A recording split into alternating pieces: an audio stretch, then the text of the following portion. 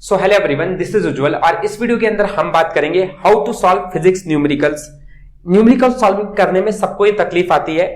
जैसे अच्छा कोई बच्चे बेसिक से अगर समझ रहा है उसको भी सॉल्विंग करने में प्रॉब्लम आता है, साथ साथ जो एडवांस लेवल तक के बच्चे उन लोगों को भी सॉल्विंग करने में न्यूमेरिकल्स कंसेप्ट ओरिएंटेड इस सब में डाउट्स प्रॉब्लम्स आते रहते हैं। तो कैसे आप इन सब चीजों की ओवरकम आ सकते हो इस वीडियो में हम जानेंगे। ठीक है, वीडियो को स्टार्ट करने से पहले हम समझ लेते हैं बेसिकली कि क्या इंपॉर्टेंस है न्यूमेरिकल्स की हमारे एग्जाम्स में। सबसे पहले हम बात करेंगे एचएससी बोर्ड में। तो आप देख सकते हो 28 मार्क्स तक का वेटेज एचएससी बोर्ड में न्यूमेरिकल्स का है। और अगर आप एमएसटी सीईटी की बात करोगे तो 42 से 43 न्यूमेरिकल्स आपके एमएसटी सीईटी एग्जाम में पूछे जाते हैं। दैट मीन्स अगर हम इसको देखें तो एक बहुत बड़ा वेटेज है, मार्जिन है, जिसको आप इग्नोर नहीं कर सकते हो।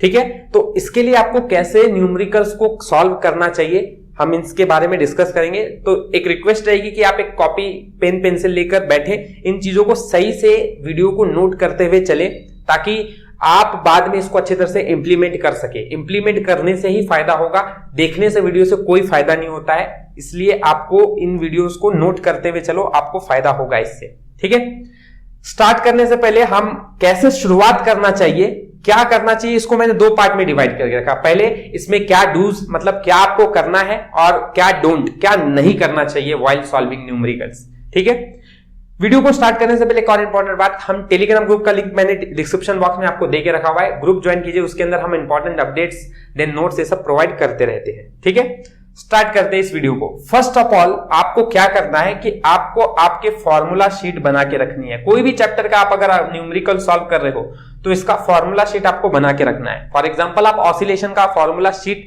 चैप्टर आपने तैयार किया है तो आप 1-2 घंटा लगाकर उसके सारे फॉर्मूलाज लिखकर अच्छी तरह से रख लो। ठीक है, ये आपको लॉन्ग टर्म में फायदा ये करेंगे कि आप उन फॉर्मूला को संभाल के रखते हो तो आपको जब रिक्वायरमेंट है उस समय आप उसको रिवाइज कर सकते हो। एंड दूसरा इंपॉर्टेंट है, इसके बाद रिवाइज करना है फॉर्मूला को।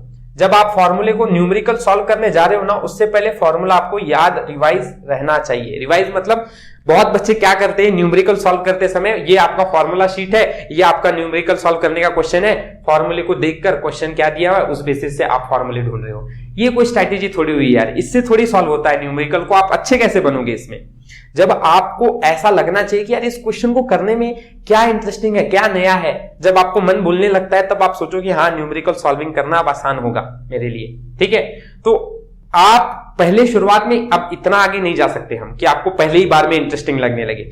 जब आप फॉर्मूला पढ़ रहे हो, न्यूमेरिकल सॉल्व करने के लिए जा रहे हो, तब सबसे पहले सारे फॉर्मूले को आपको याद कर लेना है। फॉर्मूला कैसे याद करना है, आप जब जितने फॉर्मूलाज लिखे हो उसको नोटबुक बंद करो आप और सारे फॉर्मूलाज को याद करो, रिवाइज करो। सारा फॉर्मूला आपको याद आ रहा है क्या एक बार में? ठीक है, ये फॉर्मूलाज आपको कैसे याद रहना चाहिए।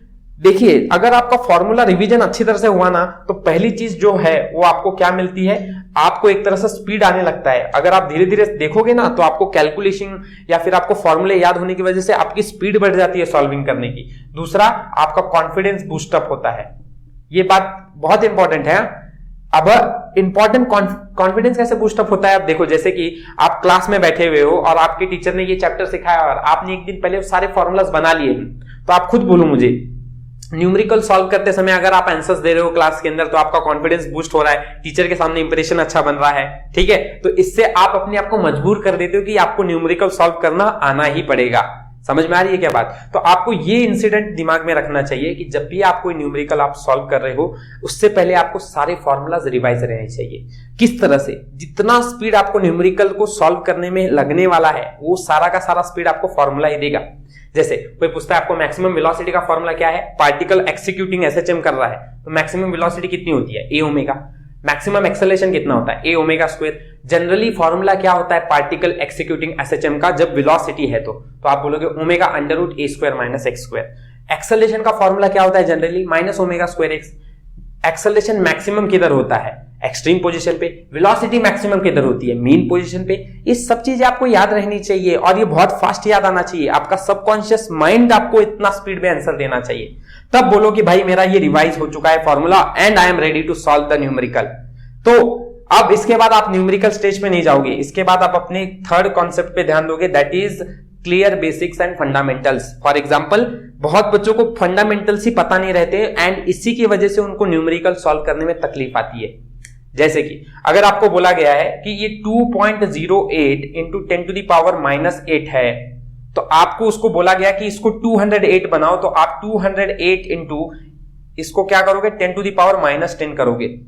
ठीक है, अब ये बहुत बच्चे समझ ही नहीं पाते हैं कि इसका पॉइंट 2 आगे गया तो -8 का -10 कैसे हो गया। इसको मल्टीप्लाई और डिवाइड बाय 100 किया, 100 से मल्टीप्लाई किया तो 2.08 का 208 हो जाता है और 10 टू द पावर 2 ऊपर आके -2 हो जाता है, तो -8 -2 -10 हो जाता है।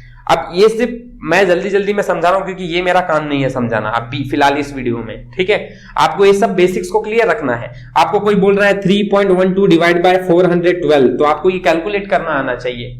कोई आपको अगर बोल रहा है पावर, आपको कोई कॉम्प्लिकेटेड सा एक बड़ा सा इक्वेशन दे दिया और उसको सॉल्व करने को बोला जा रहा है, ऐसे अभी बहुत बच्चों को ये भी देखता हूं मैं, ये भी कंसेप्ट क्लियर नहीं है। अब ये +12 है, ये +4 है, उधर जाके -12 x की वैल्यू कितनी होगी, ये इधर मल्टीप्लाइड में है, उधर जाकर डिवाइड होगा। ये बेसिक्स अगर आपको क्लियर नहीं होंगे ना ऐसे छोटे मोटे, तो आपको बहुत ज्यादा डिफिकल्टी आने वाली है न्यूमेरिकल सॉल्व करने में। ठीक है, अब मैं बोलता नहीं हूं कि ये सारे इतनी भी डिफिकल्ट है, अगर आप सही से कायदे से 1 घंटा दे दो तो ये सारे बेसिक्स आपके क्लियर हो जाएंगे। करना क्या है, इन सब बेसिक्स सर अभी आते नहीं है तो देखो भाई सॉल्यूशन की बात करना ही पड़ेगा, क्योंकि सिर्फ यही नहीं है कि मैंने आपके सामने क्वेश्चन रख दिया और मैं चला गया इधर से। सॉल्यूशन क्या है, तो इन बेसिक्स को क्लियर करने के लिए आप पहला फैक्टर ये कर सकते हो कि अच्छे दोस्तों के साथ रहो जो इन सब चीजों के अंदर अच्छे सारे कंसेप्ट उनको आते हैं, वो आपको बेसिक्स अच्छी तरह से समझा देंगे। अगर ये नहीं हो पाता है तो दूसरा आप काम करो, टीचर जब आपके क्लास के न्यूमेरिकल सॉल्व करा रहे हैं तब आप कॉन्सेप्ट देखो टीचर क्या कर रहा है, कैसे सॉल्व कर रहा है, क्या बेसिक्स उसने लगाया, फटाक से कैसे लिया। तो एक बार आपको थोड़ा शर्म लगेगा, लेकिन 1-2 बार के बाद आप टीचर से ये सब चीजें पूछ सकते हो, तो टीचर्स आपके जरूर बताएंगे, ऐसा नहीं कि वो इग्नोर कर देंगे। फिर आप क्या कर सकते हो, अगर ये भी आपको लगता है कि यार नहीं ये भी नहीं होगा, तो तीसरा सिनेरियो आप कर सकते हो, आप YouTube पे जाओ, वीडियोस खोलो और देखो बेसिक्स कंसेप्ट्स के लेक्चर देखो बहुत सारे, उसको धीरे धीरे आपको क्लियर होता रहेगा। जो कंसेप्ट में अटक जाओ वहां आपके फ्रेंड को पूछो या टीचर्स को उतना तो पूछ सकते हो कि जो बेसिक्स में आपको सही में नहीं आ रहा है। ठीक है, बाकी सब तो आपने सीख लिया खुद से, तो ये कर सकते हो आप। तो इस तरह से आप अपने बेसिक्स को स्ट्रॉन्ग कर सकते हो और ये बहुत बड़ा स्टेप है। अगर आप ये नहीं कर रहे हो तो बाकी की चीजें बहुत मुश्किल आगे की। ठीक है, इसलिए ये जरूर करो अच्छी तरह से। आते हैं 4th फैक्टर पे। आप जब भी न्यूमेरिकल सॉल्व कर रहे हो अपना एटीट्यूड पॉजिटिव रखो। सॉल्विंग न्यूमेरिकल करते समय पॉजिटिव एटीट्यूड रहना चाहिए।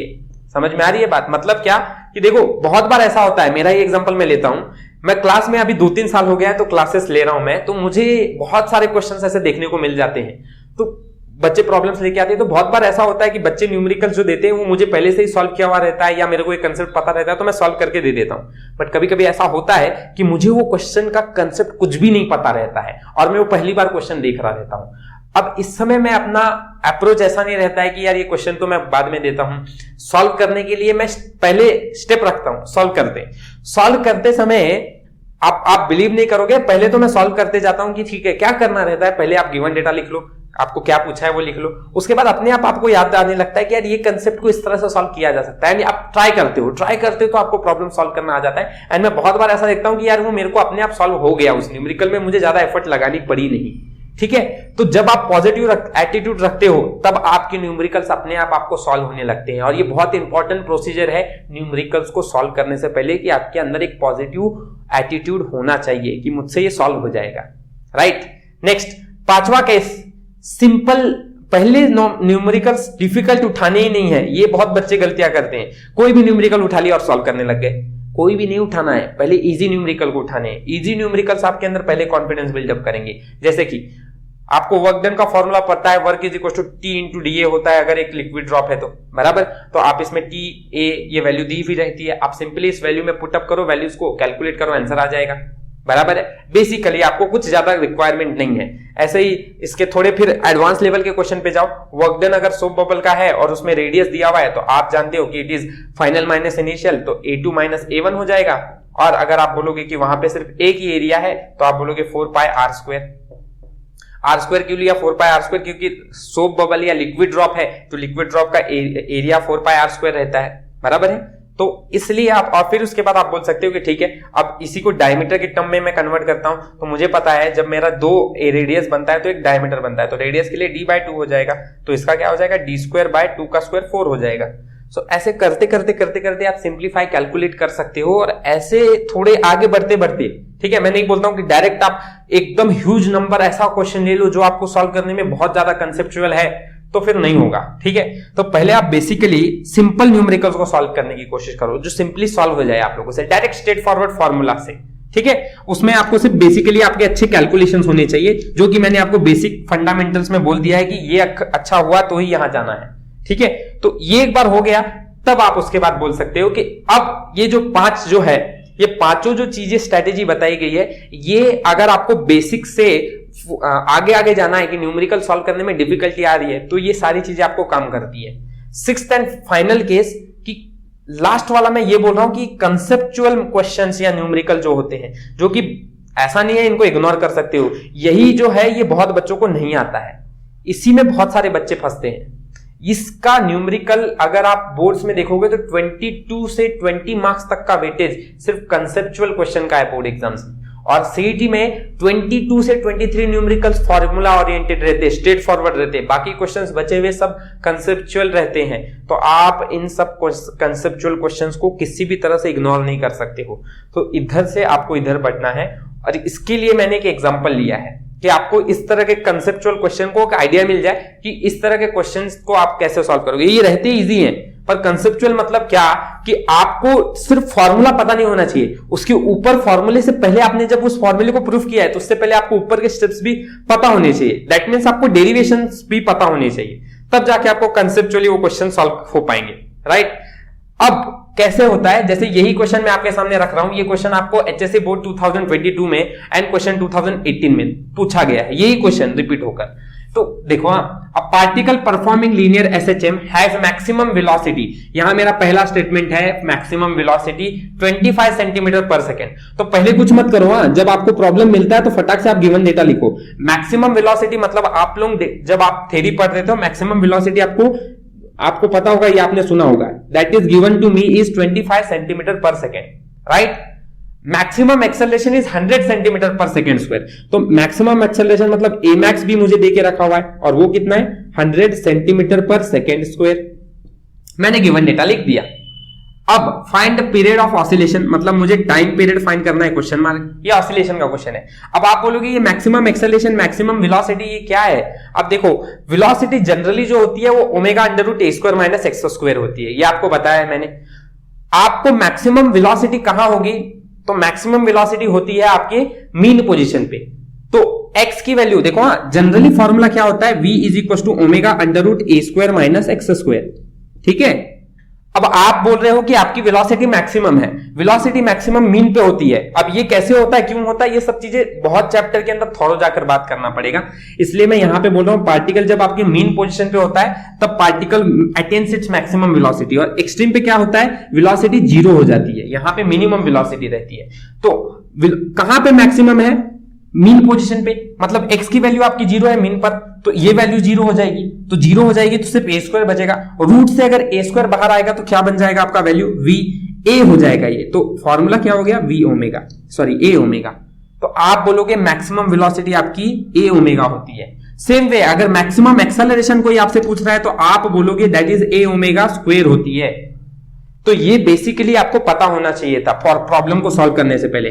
अब ये सब चीजें कब पता चलती है, जब आप डेरिवेशन के अंदर बेसिकली सब कुछ ढूंढ कर मीन पे एक्सट्रीम पे ये सब वैल्यूज को याद करते हो ना, तब आपको समझ में आता है ये सब चीज। इसलिए मैं बोल रहा हूं कंसेप्चुअल ओरिएंटेड क्वेश्चंस में आपको डेरिवेशन का पार्ट भी पता होना चाहिए। ठीक है, ये डेरिवेशन के बीच में आता है। अब इसको सॉल्व कैसे करते हैं, तो ए मैक्स अपॉन वी मैक्स का मैं रेशो लेता हूं, मुझे फाइंड करना है क्या, टाइम पीरियड। ठीक है, अब टाइम पीरियड फाइंड करना है, उसके लिए मैं इस तरह से क्यों आगे बढ़ रहा हूं तो आपको समझ में आ जाएगा बाद में।